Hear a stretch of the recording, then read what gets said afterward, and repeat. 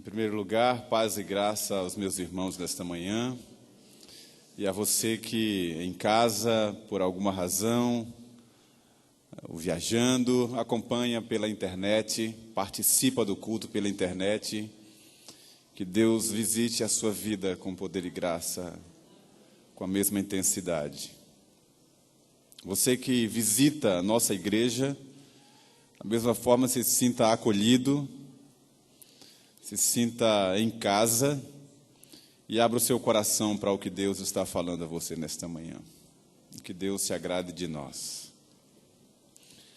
Quero, em segundo lugar, parabenizar também aos pais que aqui estão nesse chamado Dia dos Pais, né?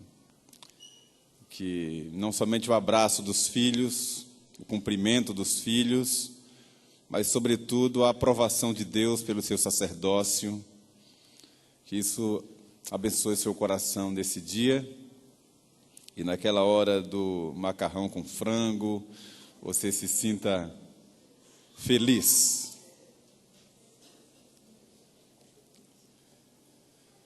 Em terceiro lugar, eu quero dar uma palavra à igreja sobre algumas ausências minhas. É uma palavra é uma explicação, na verdade, uma ministração aos irmãos.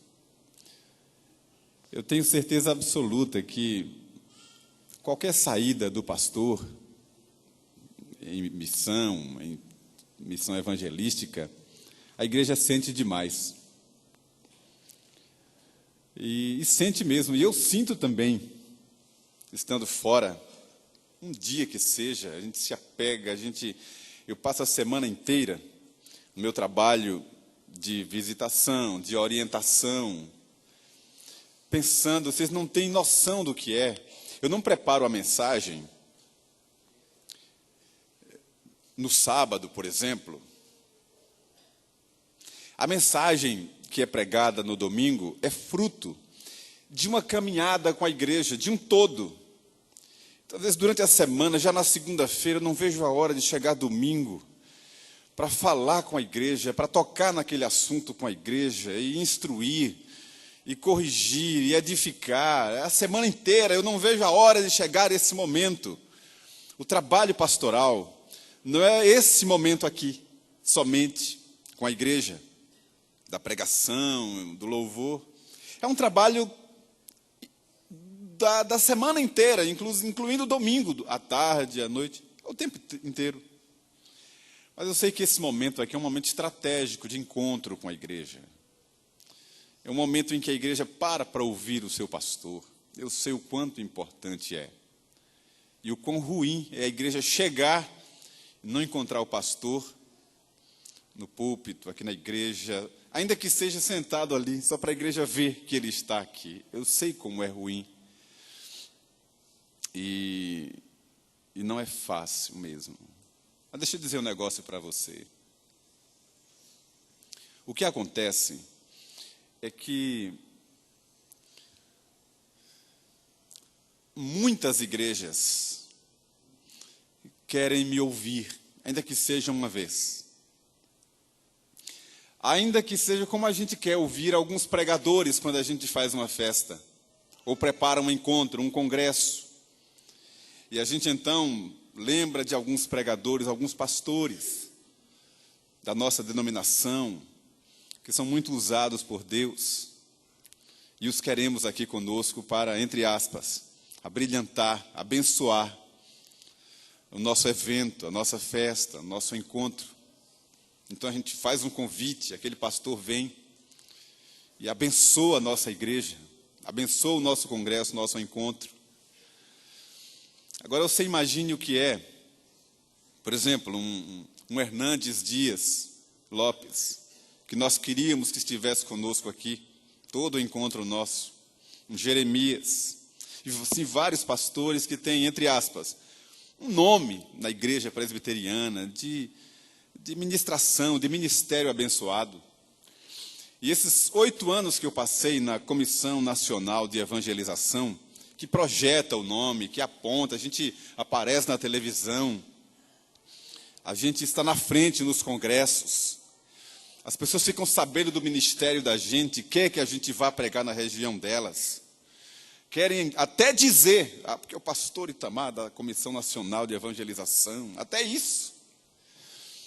E o que acontece é uma cascata de eventos. Eu vou numa determinada região e eu prego naquele congresso, naquele evento, naquele aniversário de uma igreja. Tem outras igrejas ali representadas. E aquele encontro é uma bênção muito grande. Deus manifesta a sua graça. E daquele evento alguém quer me levar para o outro dela. Eu quero dizer para os irmãos aqui, se eu fosse atender metade dos convites que eu recebo, metade, eu não ficaria um domingo aqui na igreja. Jandinei, que é a nossa secretária, sabe disso. Tanto de convite que eu recebo toda semana. Ela já passa o telefone para mim, já sorrindo. Pastor, é um pastor da igreja tal. Já passa rindo. E ela vê o tempo inteiro. Eu não atendo aos convites, porque sei que prejudica a igreja. Alguns eu atendo, assim, eu vou na sexta ou no sábado, mas no domingo eu estou aqui com a igreja. Os irmãos nem sabem disso.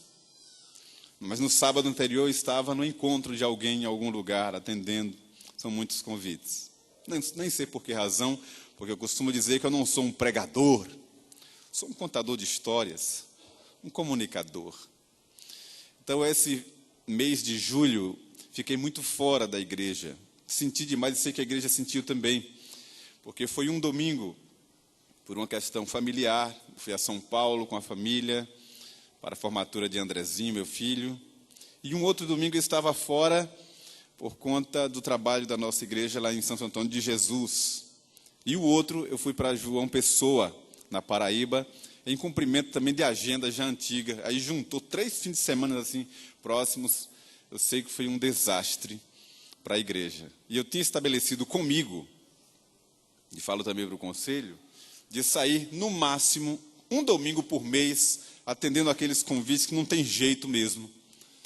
Então, quando eu estiver fora, os irmãos saibam que é por alguma razão muito especial, e para atender um convite daqueles que é muito difícil dizer não, por alguma razão, e que é em missão também que eu estou, abençoando um outro rebanho, um outro povo, também a igreja de Jesus, mas que eu farei o possível para sair o mínimo possível da igreja, eu tenho essa responsabilidade.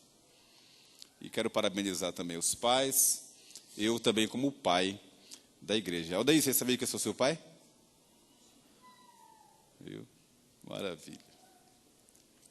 Quero dar graças a Deus também pela presença aqui conosco do reverendo Edésio Schecker, nosso pastor, que passou por um tempo, uma fase de complicações na sua saúde, esteve em Salvador aqui no hospital por um longo tempo, um longo período, a igreja em oração.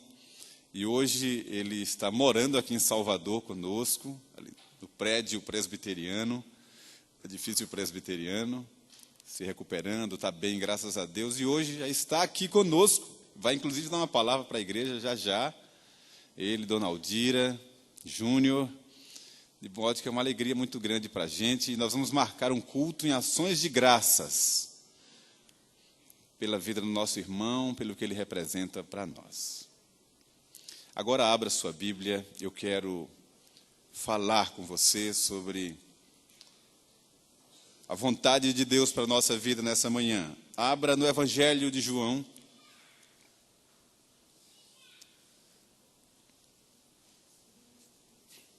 Evangelho de João. Capítulo 19.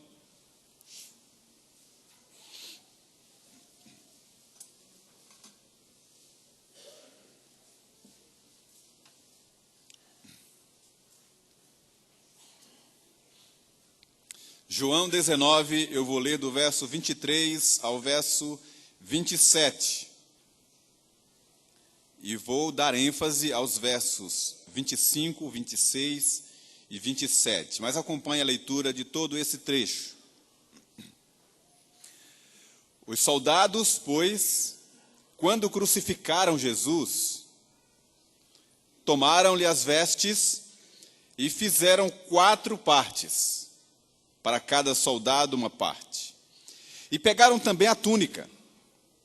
A túnica, porém, era sem costura, toda tecida de alto a baixo. Disseram, pois, uns aos outros: não a rasguemos, mas lancemos sortes sobre ela para ver a quem caberá, para se cumprir a Escritura. Repartiram entre si as minhas vestes e sobre a minha túnica lançaram sortes. Assim, pois, o fizeram os soldados. E junto à cruz estavam a mãe de Jesus e a irmã dela, e Maria, a mulher de Clopas, e Maria Madalena. Vendo Jesus, sua mãe, e junto a ela o discípulo amado, disse: mulher, eis aí teu filho. Depois disse ao discípulo: eis aí tua mãe. Dessa hora em diante, o discípulo a tomou para casa. Que o Senhor Jesus abra os nossos ouvidos nessa manhã para ouvir a sua doce voz. Amém. Queridos, o que me encanta e impacta a minha vida lendo este texto,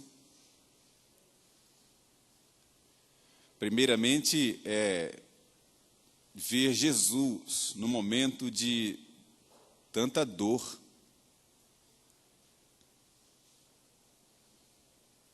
Que nós não imaginamos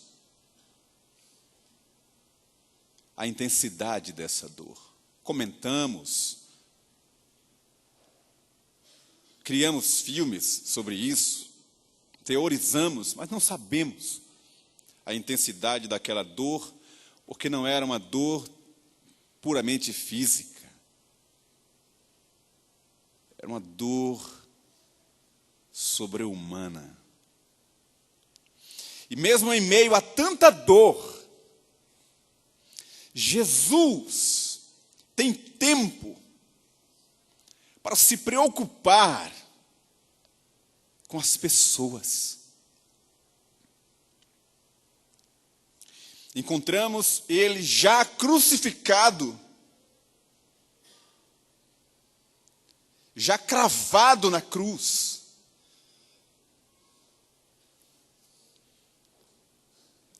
Conversando com os malfeitores, com um malfeitor arrependido, e Jesus conversando com ele.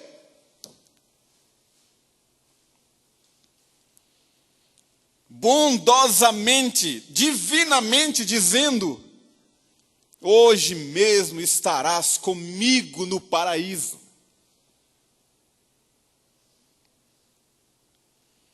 Em meio a uma dor lancinante, ele pôde falar com o Pai com respeito aos que zombavam, ironizavam diante de um quadro daquele. Jesus ainda diz: Pai, perdoa-lhes, porque eles não sabem o que fazem. E no instante final, já sem sangue,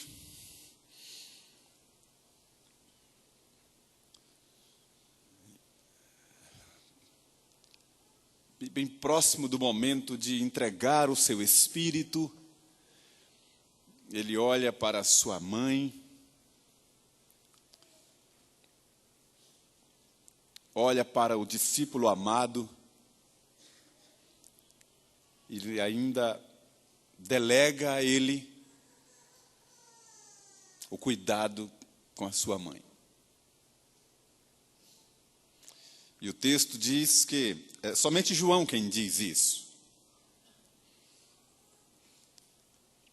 Dessa hora em diante, o discípulo a tomou para casa. Maria passou a morar na casa de João. O amor que João dedicara a Jesus, agora dedicaria à mãe de Jesus.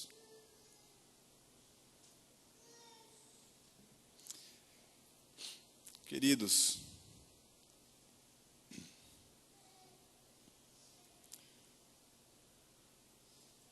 essa mensagem precisa encontrar um lugar no nosso coração.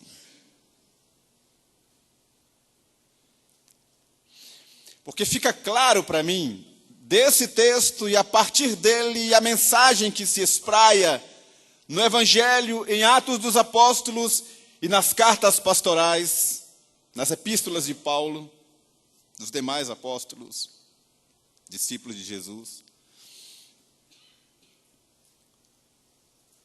A vontade de Jesus é que nós sejamos pastores uns dos outros, cuidando uns dos outros.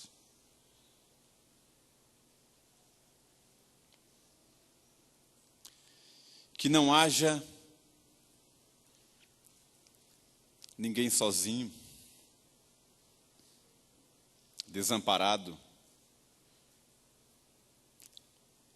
desassistido, à mercê da situação, da circunstância que houver.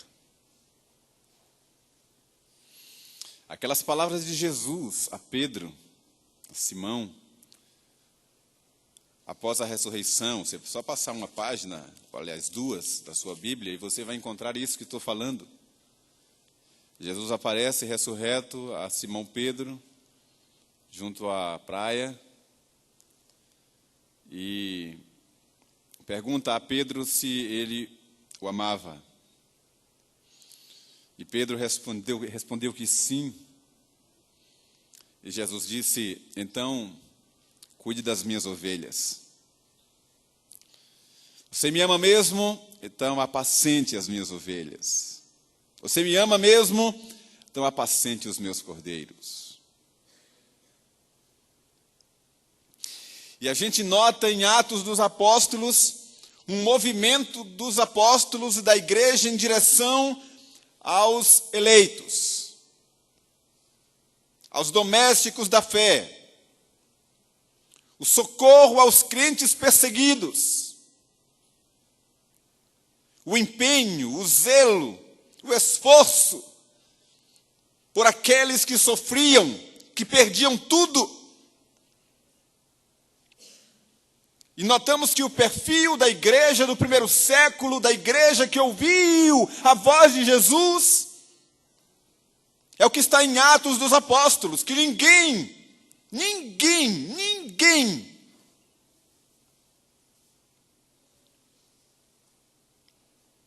passava necessidade, porque todos chegavam junto. Eles tinham tudo em comum. Eles partiam pão de casa em casa. Eles repartiam seus haveres. Eles vendiam propriedades. Distribuíam a cada um segundo a necessidade. Vendiam campo, outras coisas. Entregavam aos apóstolos para que distribuíssem. O apóstolo Paulo levanta uma coleta, uma oferta, faz um apelo à igreja para socorrer os demais que estavam passando por necessidade. E esse mesmo apóstolo chega em Corinto, ou vai, entrega uma carta aos coríntios, falando do perfil das demais igrejas, que se empenhavam em socorrer os domésticos da fé. Inclusive, o socorro a ele mesmo.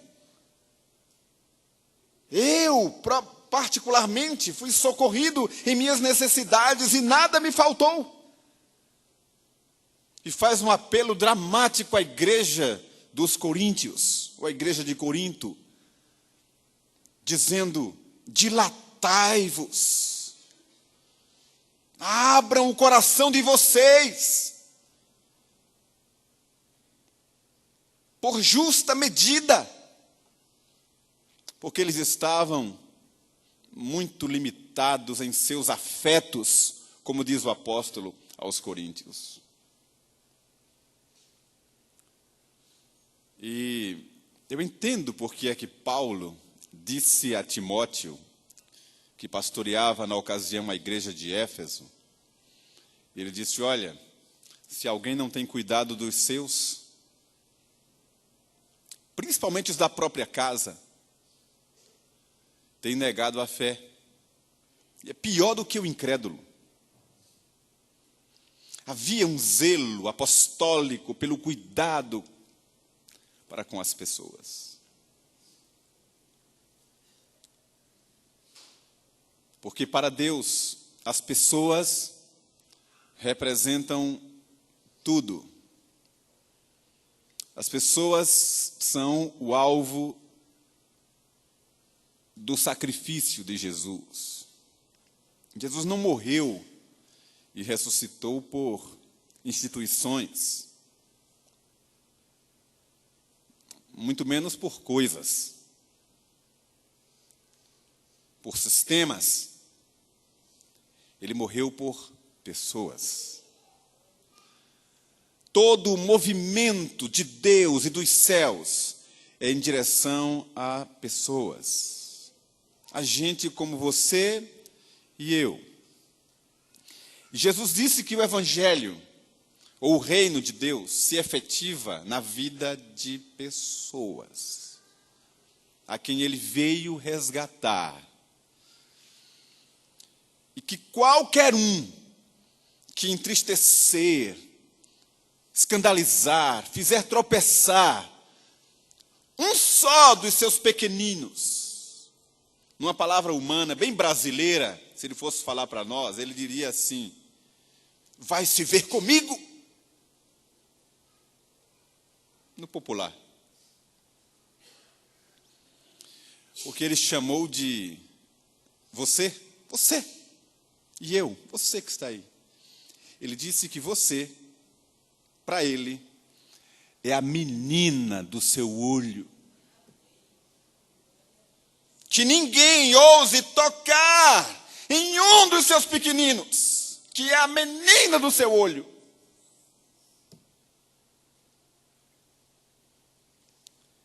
E finalmente, nessa arrumação contextual que estou fazendo, Jesus deixou claro para os discípulos, na sua oração sacerdotal, naquele momento de instrução final, ele disse que a tradução do seu evangelho, se alguém quiser explicar o evangelho, primeiro poderia resumir toda a lei, em duas coisas. Foi Jesus quem disse: toda a lei. Amar a Deus sobre todas as coisas e amar ao próximo. O resumo de toda a lei. E segundo, ele disse que, para se entender o evangelho, está em João, ele falando isso, o mundo saberá que vocês são meus discípulos quando vocês se amarem uns aos outros. Resumiu nisso. Não tem nada de complicado, não tem nada de espantoso, é uma coisa muito simples. É que o signo e a bandeira que nos cobrem nessa geração, nesse século, é o signo do isolamento, a bandeira do egoísmo. Somos treinados para isso, para buscar e resolver aquilo que nos convém. Os nossos olhos não estão canalizados para o outro, senão para nós mesmos. A dor do outro não nos alcança. Não conseguimos enxergar, ver a necessidade do outro, ainda que ela salte, pule, grite diante de nós. E se isso acontecer, sejamos honestos, não nos interessa. Nosso coração se endureceu. A dinâmica da nossa vida gira em torno de nós mesmos, da nossa casa. Esse movimento em direção ao outro, ao sentimento do outro, colocar-se na perspectiva do outro, procurar entender um pouco o outro, se diluiu com o tempo, se esvaziou do seu conteúdo. Nós não sentimos mais a dor do próximo. O Evangelho migrou para um outro campo, um campo eclesiástico, institucional, religioso, denominacional, cultico. Passou a se resumir a um perfil de uma denominação, a um estilo de culto, a um programa, a uma agenda, um congresso, uma forma de cultuar. E muitas congregações se tornaram razão em si mesmas. E no meio da nossa congregação, e agora eu generalizo, pessoas doentes na mente, no corpo, nas relações, gritando, chorando, desesperadas, e não são atendidas. A instituição pesa muito, e você, como membro da instituição, espera que os líderes da instituição resolvam as situações. Às vezes, a lágrima, o choro, a angústia, o desespero está dentro da sua casa. Um parente seu, um amigo seu. Mas não há um passo sequer em direção a ele.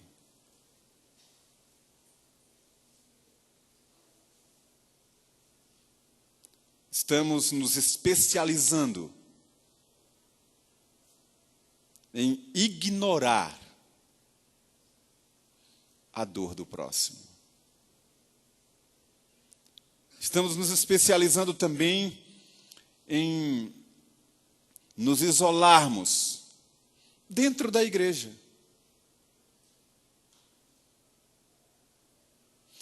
Deixa eu contar não é testemunho, é só uma história. Eu fiquei muito chocado com uma experiência que vivi como pastor. Eu fui pastor numa pequena cidade de um pequeno estado. E como é padrão de uma pequena igreja em um interior, primeiro, todos se conhecem. Quando alguém falta, já naquele dia sentimos a falta. Alguma coisa aconteceu. Em uma semana é possível visitar a igreja inteira.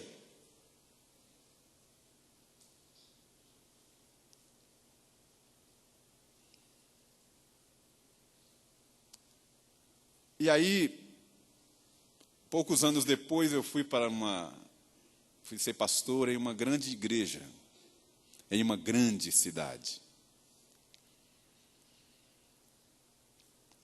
E foi um choque muito grande, porque eu vou dar alguns exemplos, porque ajudam a ilustrar.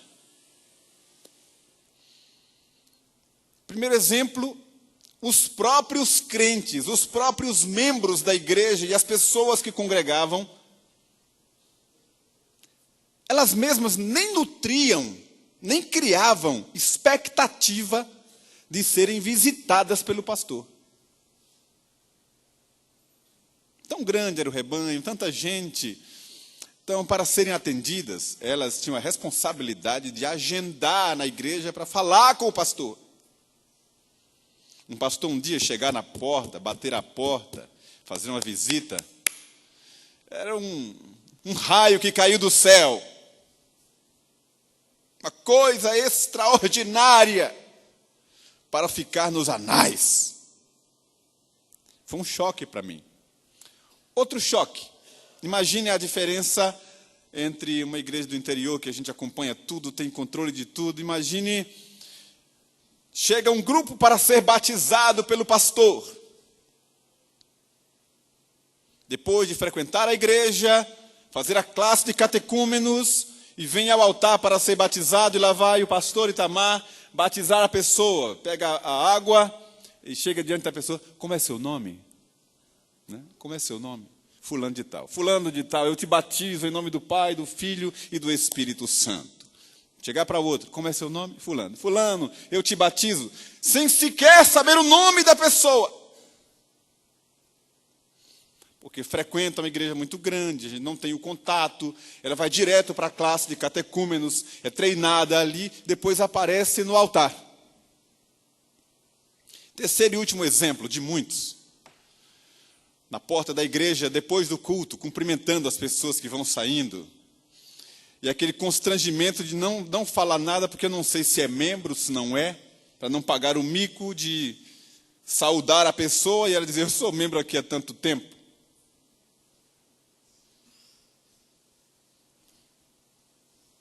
Foi um choque para mim. A nossa igreja é tão pequena. Conquanto tem uma história tão grande. Quem sabe você está sentado aí do lado de alguém que você não sabe o nome. Não sabe quem é. Não precisa nem olhar do lado agora, daquele negócio de... Até porque eu não gosto daquele negócio de diga para o seu irmão do lado, isso, assim. Não gosto disso. Pregador. Olha para o seu irmão do lado e diga, você é um miserável. Diga agora, você é um miserável. Você é um miserável. Você também e tal. Não gosto disso. Deixa Deus falar. Então, queridos, Jesus, em momento de gravidade, de dor, de crise, teve o cuidado de delegar a alguém a continuidade do cuidado para com alguém desamparado. Isso quer dizer que essa é a vontade dele para os seus discípulos, que somos nós. O conselho da igreja da Bahia, posso dar esse testemunho aqui, é um conselho cuidadoso. As nossas reuniões começam por volta de 7h30 da noite e as esposas vão dormir porque não esperam seus maridos chegarem, não. É lá para 1h da manhã, a hora que der. E nós discutimos a vida da igreja, nos preocupamos com a vida da igreja, com o cuidado, delegamos à junta diaconal, à assistência, também os presbíteros. É um conselho cuidadoso. Mas ocorre que o que acontece nesse polvilhamento, nessa coisa espalhada na cidade, tantas famílias, nós não somos Deus. Não sabemos o que está acontecendo. Senão quando recebemos um telefonema de alguém nos comunicando, às vezes depois do fato ocorrido, tempos depois, não temos como acompanhar. Ninguém pode fazer isso. Um ser humano, um grupo, uma equipe, não dá conta de tanta gente com suas necessidades. um pastor, uma equipe de pastores, de presbíteros. Ninguém dá conta disso. E não é essa a vontade de Deus. A vontade de Deus é que cada um seja pastor do outro, inclusive pastor do seu pastor.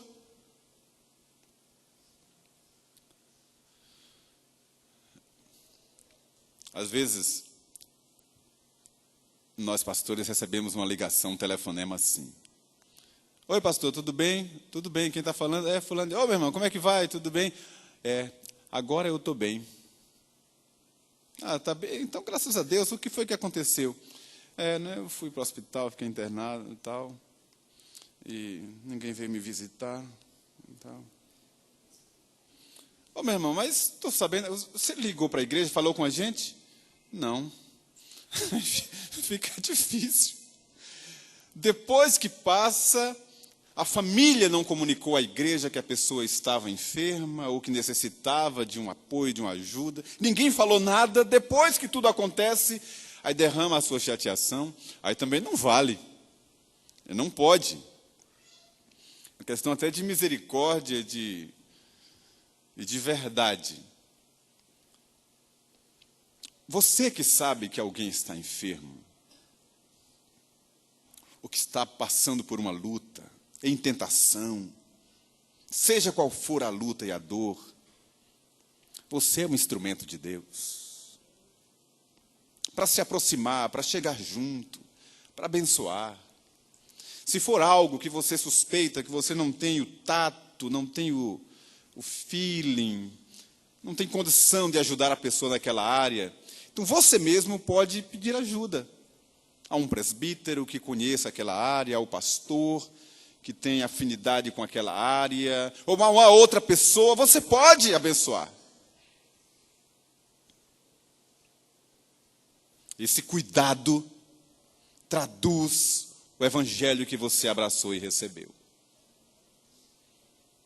E para não ser tão mais prolixo, por entender que você já entendeu, eu oro para que o Espírito Santo aplique ao seu coração e ao meu essa mensagem. Que Deus abra o nosso coração em direção ao outro.